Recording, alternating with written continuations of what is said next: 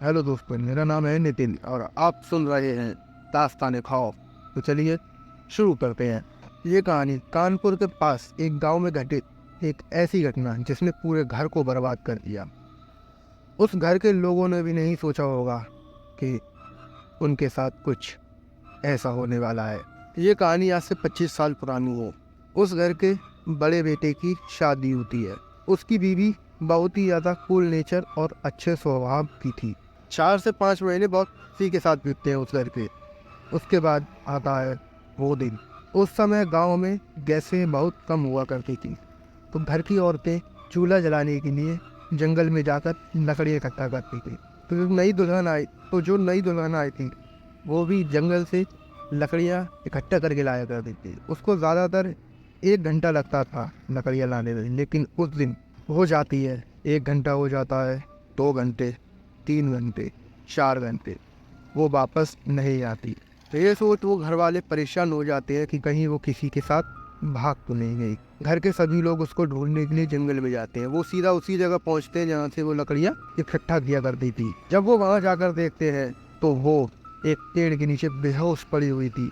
वो सभी लोग उसको वापस घर लेकर आते हैं और बेड पर लिटा देते हैं।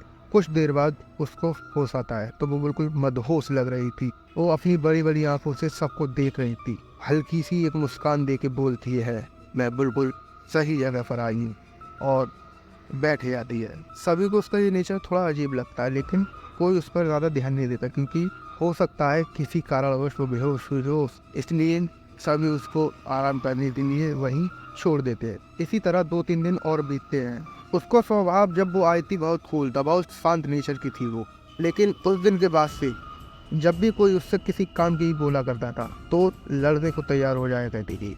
उसके साथ कई बार उसको बोला करती कि तुझ पे ये काम नहीं होता, ये नहीं कर सकती, वो नहीं कर सकती, तो वो उससे लड़ना शुरू कर देती। सभी उसका ये नेचर देख के दंग थे। एक दिन गांव का ट्रांसफार्मर खराब हो जाता है।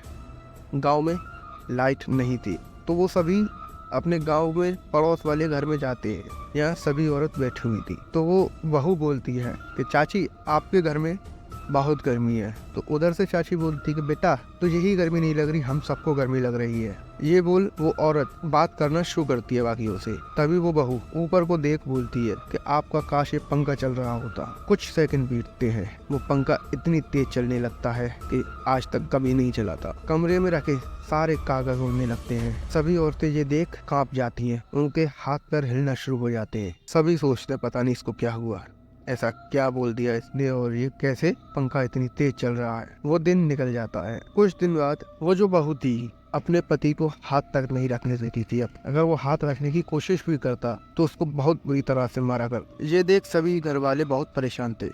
तो वहीं पास में एक जगह पर कुछ पंडित आए थे जो बहुत सिद्ध थे। तो उसकी सास उन पंडितों के पास आकर उनसे बोलती है कि मेरी बहू को कोई परेशानी है, कृपया करके आप मेरे साथ चलो, उसको दे। जब वो पंडित उसके घर के बाहर पहुंचता है तो घर को देखते ही बोलता है, तुम्हारे घर में जिन्न है, मैं इस घर में नहीं जाऊंगा, ये मेरे बस से बाहर है। ये देख वो सास बोलती है कि बाबा आप ही कुछ कर सकते हो इसको बचाने। तो बाबा मान जाते हैं और घर के अंदर जाते हैं। वो बहू उसको देखते ही हंसने लगती है कि तू आया है, तू बचाएगा इसको, मैं इसको छोड़ के कहीं नहीं जाऊंगा, तू कुछ भी कर ले। फिर बाबा अपने थैली में से एक धागा निकालते हैं, उस पर कुछ मंत्र पढ़ के सास को देते हैं और बोलते हैं कि इसके हाथ में बांध दे। जब तक ये धागा बांधा रहेगा वो जिन इससे दूर रहेगा। वैसा ही होता है। धागा बांधने के बाद वो जिन घर के बाहर चला जाता है। लेकिन एक दिन कुछ काम करते समय वो धागा जो है बहू के हाथ से टूट जाता है। वो जिन दोबारा उस पर हावी हो जाता है। फिर जैसे तैसे करके उस धागे को दोबारा उस बहू के हाथ पर बांधा जाता है। वो शांत होती है। तब उससे पूछा जाता है कि तू बता कि ये तेरे साथ कैसे हुआ।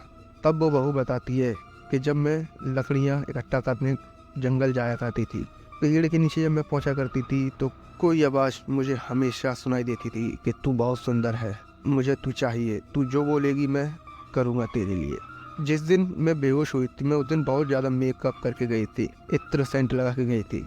उस दिन मुझको उस पेड़ पर एक जिन बैठा हुआ दिखता है। वो मुझे देख के बोलता है, ये सुंदरी मैं तेरी हर इच्छा पूरी करूँगा, तू मेरी हो जा। मैं उसको हाँ बोल देती। उसकी सास ये सुन पंडित जी को बुलाते हैं, जो पिछले पंडित जी से भी ज़्यादा सिद्ध पंडित माने जाते थे। वो पंडित जी एक हवन करते हैं, उस हवन से उस जिन को शांत कर देते हैं और वो पंडित जी भी एक धागा देते हैं और बोलते हैं कि जब तक ये बंधा रहेगा वो जिन इससे दूर रहेगा। एक दिन काम करते करते फिर वो धागा उसके हाथ से टूट जाता है और वो अनजाने में घर से बाहर चली जाती है। वो जिन घर के बाहर उस पर हावी हो जाता है। इस दृश्य को पूरे गांव ने देखा था। जैसे तैसे उसको घर लाया जाता है, दोबारा उसके धागा बांधा जाता है। तब तक घर वाले सब समझ चुके थे कि इसको इस जिन से दूर करना बहुत मुश्किल है।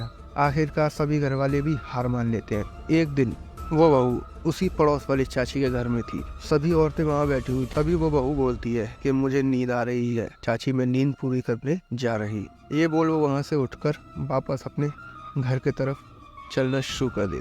तभी उसको आखिरी बार देखा गया। उसके बाद उसको फिर कभी नहीं देखा गया। जानो कि वो एकदम अदृश्य हो गई। उसको पूरे गांव में ढूंढा गया, पूरे गांव के लोगों ने उसको ढूंढा। कई महीनों तक उसकी खोज चली, लेकिन वो औरत कहीं नहीं मिली। एक दिन सब थक हार कर बैठ गए और सोचने लगे वो जिन इसको ले गया। इस वजह से जो लड़की के घर वाले थे उन्होंने उस लड़के पर केस कर दिया कि इसने हमारी बेटी को मारा है। लेकिन उनको क्या पता कि इसके साथ क्या हुआ। उस केस में जूझा हुआ है जो आज तक उस केस से भी नहीं हुआ। कहने वाली बात सिर्फ इतनी है मेरी बहनों, इतना भी मत सजा सबरा करो कि कोई इंसान के अलावा कोई दूसरी शक्ति भी तुमसे अट्रैक्ट हो जाए। तुम्हारी खूबसूरती तुम्हारे चेहरे से है, उस मेकअप से नहीं जो तुम लगाती हो। बस इतनी थी ये कहानी।